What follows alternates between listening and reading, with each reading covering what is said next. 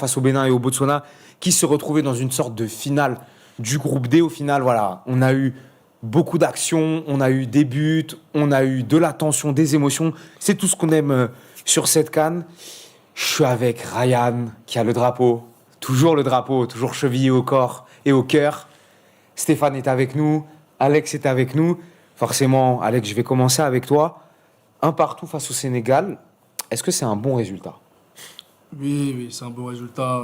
Faire match nul contre le leader de la poule, contre une des meilleures équipes d'Afrique, surtout en montrant ce visage en deuxième période, c'est un bon résultat. Notamment pour comptable, où on arrive à ex-aequo, on arrive à 4 points. Exactement, ouais. Donc ouais, bon résultat. Ouais. On le rappelle, un petit point au classement, le Botswana qui est dernier de ce groupe D avec 0 point de défaite face au Sénégal et face au Bénin un peu plus tôt dans la journée. Le Bénin, justement, en embuscade, 3e avec 3 points. Et ensuite, on a l'ARD Congo, 2e avec 4 points, et le Sénégal, 1er avec 4 points, qui est devant à la différence de but. Ryan, si on t'avait dit un partout avant le début de la rencontre, t'aurais signé, ou au vu de ce qu'a proposé l'ARD Congo en seconde mi-temps, on se dit qu'il y avait peut-être la place pour mieux. Alors, avant match ou pendant le match? Juste avant la rencontre, ouais, vraiment au coup de sifflet, au coup d'envoi. Ouais, je peux signer. Je peux signer dans la mesure où, comme on disait en avant-match, la pression était du côté du Sénégal. On partait pas forcément favori. Donc du coup, à partir de ce moment-là, en fait, même une défaite, j'ai envie de dire, même une défaite était attendue. Donc un match nul, ça reste quand même un beau résultat. Donc on rappelle que le Sénégal, c'est quand même un des favoris, si ce n'est le favori de la compétition pour certains. Donc oui, clairement, même si, au vu du match et puis même en avant-match, moi personnellement, je pensais qu'il y avait la place. Et en tout cas, le match, malgré ses hauts et ses bas, nous montre qu'on peut venir à bout de toute équipe dans cette compétition. Donc, résultat favorable malgré tout. Résultat favorable malgré tout pour le Congo. Hein. Donc on le rappelle, les deux équipes qui sont en tête de ce groupe D. Stéphane, on va rester un petit peu sur la RD Congo. On va parler de Cédric Bakambu. Oh oui. On va mettre les pieds dans le plat. Forcément, performance très en dessous des attentes face au Bénin. Une première mi-temps cauchemardesque pour l'attaquant congolais. Et puis, il y a eu ce but à la 61e minute de jeu. Un petit peu venu de nulle part. Un très beau mouvement collectif. Et puis, Bakambu qu'on n'avait pas vu. On a fini par le voir. Qu'est-ce qu'on pense de la performance de l'attaquant de pointe congolais cet après-midi ? But.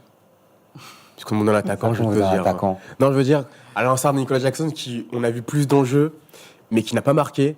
Et finalement, une action qui peut apporter du regret au Sénégal. Bakambu n'a pas été présent, voilà, comme un Jackson, n'a pas forcément été en vue comme un Jackson, mais a marqué, contrairement à Jackson. Et je pense qu'il retiendra à la fin du match qu'il a marqué le but là où il fallait. Il était présent dans la surface quand il le fallait. Il a poussé la balle dans les filets quand il le fallait. Je pense que on retiendra à la fin du match. Et ce but a comme une symbolique assez forte pour le Congo. Quelque part, ça lance, on va dire, cette période un peu de révolte dans le match qui part du but. Et on aurait pu critiquer Bakambu pour son absence dans la surface de réparation. Finalement, il était présent. Là, il fallait. Il a marqué le but. Voilà, c'est ce qu'on retiendra, je pense. Parce que finalement, dans le jeu, comme on a dit à la mi-temps, c'est 12 ballons, 6 pertes de balles, une passe réussie. Finalement, quand il sort à la 60e, il a autant de buts que de passes réussies dans le match. Voilà, on va pas demander trop sur Bakambu sur le match. Il a mis le but quand il fallait. Et heureusement qu'il l'a mis, et c'est ce qu'on retiendra. C'est Bakambu qui vient du coup récompenser cette progression congolaise sur le match. Alex, on est d'accord qu'il y a eu 2 Congos en un cet après-midi. Un en première mi-temps et l'autre en seconde mi-temps, et ça n'avait absolument rien à voir. Rien à voir, et c'est ce qu'on demandait. Je pense que vraiment je ne sais pas ce qu'a dit De Sabre à la mi-temps, mais en tout cas ça a fonctionné pour le coup, parce qu'on n'a pas vu de changement de système. C'était les mêmes hommes, à la même position, mais à une toute autre équipe.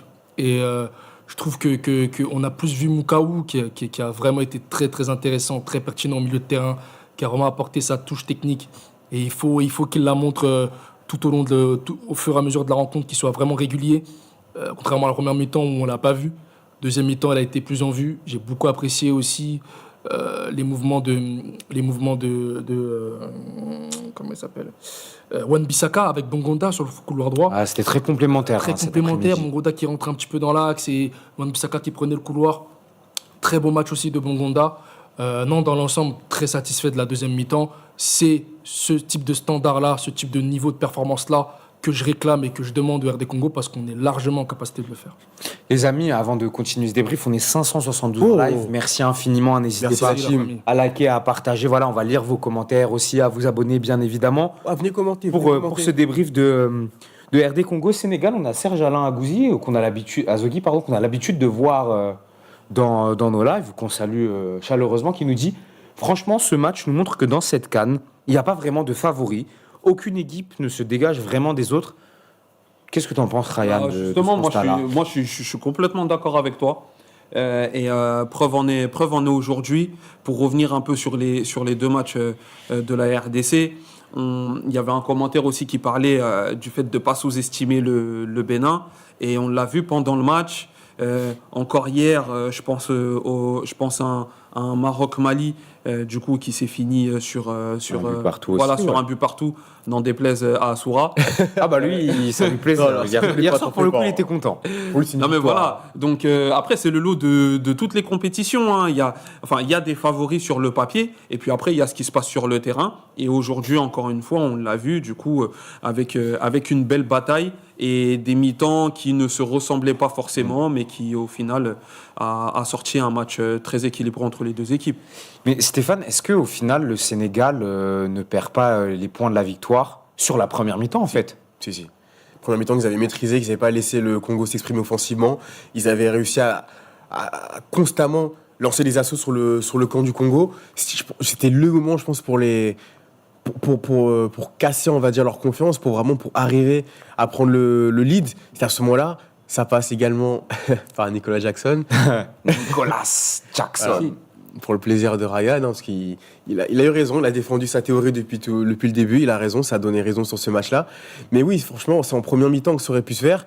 Et en deuxième mi-temps, on a vu un Congo qui était revenu avec une nouvelle arme, beaucoup plus d'ambition avec les armes. Et ça a donné un tout autre match en deuxième mi-temps. Du coup, ça fait c'est en première mi-temps que le Sénégal va faire la différence. Parce qu'on le rappelle, hein, le Sénégal, avant de vous laisser continuer, les gars, à la mi-temps, ils avaient 65% de possession de balle, 9 tirs à 0. Et forcément, Ryan, je vais te lancer dessus. Est-ce que Nicolas Jackson et ses 2 occasions ratées n'ont pas aussi coûté un petit peu ce match, en tout cas ces 2 points supplémentaires qui auraient donné une victoire? C'est même pas une passe décisive que tu me fais, là, c'est une galette. Là. On en avait parlé, en avant-match, donc on n'a pas été surpris. Moi, je dirais pas que le Sénégal a forcément laissé passer des points de par sa première mi-temps. Moi, je dirais même plus que c'est le Congo qui a laissé passer 2 points de par ce but qui n'a pas lieu, qui a pas eu lieu d'être. On a l'habitude. Ah oui. On a l'habitude, même si c'est vrai qu'on n'a pas dominé, de voir une RDC compacte défensivement parlant, où on pense que peut-être oui qu'on va rompre, mais non. Donc moi personnellement, je suis pas forcément étonné de tout ça. Pour en revenir à Nicolas Jackson, il avait cette occasion là dont on a parlé qui passe à côté. Mais c'est du Nicolas Jackson, qui sait se créer des occasions, qui peut toucher des ballons, mais pour la mettre au fond, c'est autre chose. On a aussi la même chose de notre côté. Hein.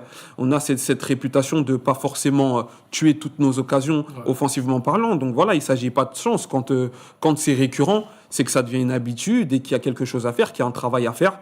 Et je pense que de notre côté, encore une fois, la défense n'a pas rompu en première mi-temps. Moi personnellement, j'en suis pas surpris. Les amis, hein, on est plus de 1000 sur le débrief.